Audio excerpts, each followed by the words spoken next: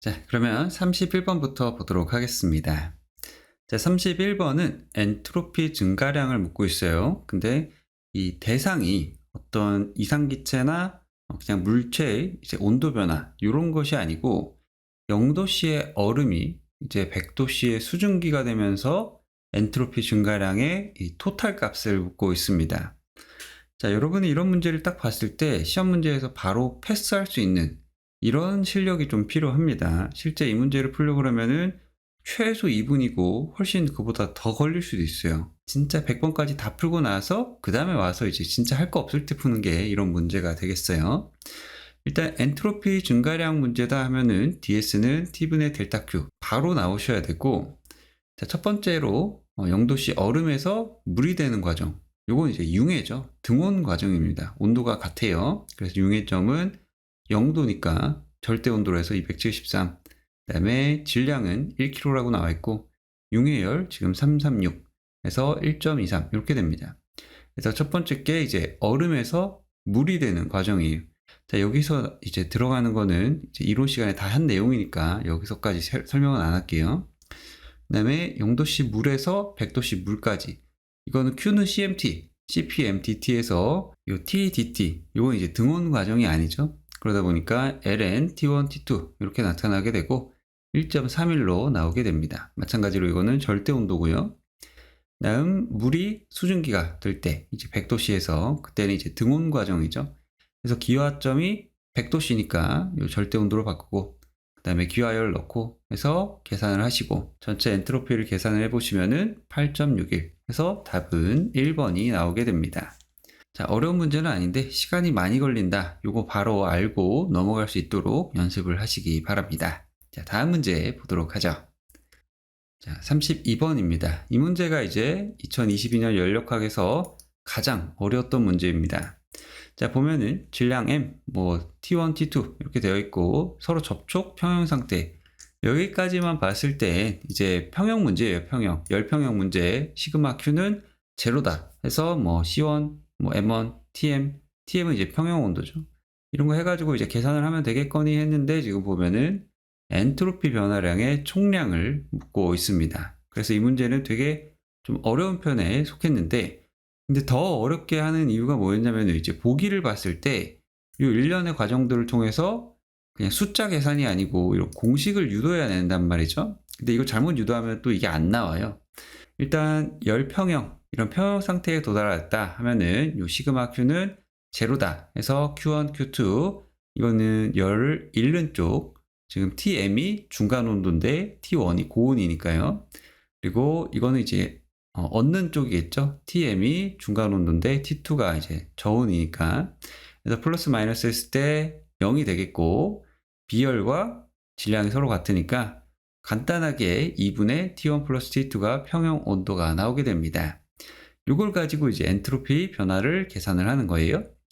자, 일단 엔트로피는 DS는 T분의 델타 Q 먼저 적어 놓으시고, 그 다음에 이제 요거는 온도가 계속 변하는 상황이니까 델타 Q는 CM DT로 해서 이렇게 두시고, 그 다음에 풀어보시면은 CM ln T1분의 T2가 됩니다.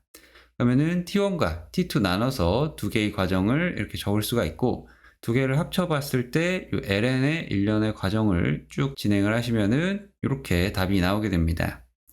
자, 숫자였으면은 그냥 여기 하나 계산하고 여기 두 개 계산하고 해서 합치면 끝났겠지만은 정확하게 이 꼴을 유도하기 위해서는 이 과정을 똑같이 따라와야 됩니다. 아니면은 답이 나오지 않아요. 특히 이 TM을 먼저 요 2를 안 빼고 안쪽에서 이제 제곱을 하게 되면은 이 형상이 그대로 안 나오게 됩니다. 그래서 좀 어려운 문제였고, 실제 시험장에서 이런 문제를 푸는 건 사실 불가능에 가깝습니다. 그냥 안 푸는 게 오히려 더 좋아요. 그래서 이 문제 답은 3번이 나오게 됩니다. 자, 다음 문제 보겠습니다. 자, 33번입니다. 브레이튼 사이클 문제고, 이 TS 선도 주어지면서 열 효율을 묻는 아주 전형적인 문제입니다. 진짜 전형적인 문제예요. 이런 거는 바로 풀 수 있어야 됩니다. 일단 브레이튼 사이클의 열 효율, 이제 Q인분의 Wnet, 이거는 이제 공통이죠. 이것도 공통이고, 브레이튼 사이클 열 효율 구하는 공식도 하나 이제 암기해 두시기 바래요. 그리고 요거 그대로 이제 Q아웃 했을 때 이건 이제 정합 과정이잖아요. 그래서 H4, H1을 바로 그냥 줄의 법칙으로 이렇게 표현을 할 수가 있고, 그리고 여기서 CP 약분되고 넣어보시면은 0.849, 85% 답은 2번이 나오게 됩니다. 자, 이건 아주 전형적인 문제고, 이제 혹시라도 이런 문제가 어렵다 하면은 아직 기본 이론이 제대로 안 된 거거든요. 그래서 이 파트만 한번 뒤쪽에 예제도 풀어보고 하시면은 쉽게 문제가 풀릴 겁니다. 자, 이 문제 답은 2번입니다. 자, 34번입니다. 디젤 사이클 열 효율을 묻는 문제가 되겠네요. 자, 앞전에 이제 1회차에서도 나왔는데 2회차에도 이제 연달아 이렇게 디젤 사이클이 나왔습니다. 이 공식은 좀 암기를 해두시는 게 좋겠어요. 자, 해설은 따로 없고요. 비열비는 K, 압축비는 엡실론, 최절비는 시그마 해서 이 공식에 그대로 다 대입을 하시면은 답이 나옵니다. 그래서 62.4% 답은 4번이 나오게 됩니다. 자, 다음 문제 보도록 하죠. 자, 35번입니다. 자, 냉동 사이클 문제입니다. 여기 pH 선도가 주어지고 성능 계수를 묻는 전형적인 문제가 되겠습니다. 자, 냉동 사이클은 뭐 pH 선도 이름과 몰리에르 선도죠. 이 pH 선도 이름과 간단하게 보는 법만 알고 있으면 됩니다. 모든 냉동 사이클의 pH 선도를 외워야 된다. 이런 거 절대 아니고요. 1에서 2로 갔을 때, 이거 지금 정합이죠. 그리고 엔탈피가 증가하니까 여기서는 흡열입니다. Q인이죠. 그 다음에 2에서 3은 Q인 다음에 W, 넷이 되겠죠. 그 다음에 이 바깥쪽으로는 Q아웃이 될 겁니다. 그 다음에 4에서 1 같은 경우에는 이건 교축이겠죠. 등엔탈피 과정이니까 엔탈피가 같죠. 그래서 이 과정만 제대로 알면은 이 성능계수의 정의, 요 들어간 일, 투입된 일량분의 요 냉동 사이클이니까 Q인 값을 계산을 하면 되겠죠. 그래서 W 넷분의 Q인 요거 그대로 엔탈피로 갖다 계산을 하시면은 2.85 답은 3번이 나오게 됩니다. 자, 아주 전형적인 문제입니다. 요거 바로 풀고 넘어가실 수 있어야 돼요. 다음 문제 보겠습니다. 자, 36번. 이상적인 증기압축 냉동 사이클의 과정은? 이렇게 물어봤는데요. 자, 증기압축 냉동 사이클. 이거 되게 어려운 부분이라고 그랬어요. 그래서 pH 선도나 TS 선도 이런 건 사실 별로 필요가 없는데 이 과정 그리고 요 도식 이거 두 개는 좀 암기를 해달라고 그때 이론서에서 말씀을 드렸던 거 기억나시죠? 그래서 여기 정답은 4번이에요. 먼저 증발, 정압이죠. 정압 이거는 다 Q인이 들어가고 압축기에서 W 넷이 들어가고 응축기에서 Q아웃이 나오고 그 다음에 마지막으로 교축 밸브, 팽창 밸브에서 등엔탈피 과정이 이제 진행이 됩니다. 그래서 요 문제 답은 4번입니다. 자, 다음 문제 보죠. 자, 37번입니다. 자, 카르노 사이클 열 펌프의 난방 성능 계수라고 나와 있네요.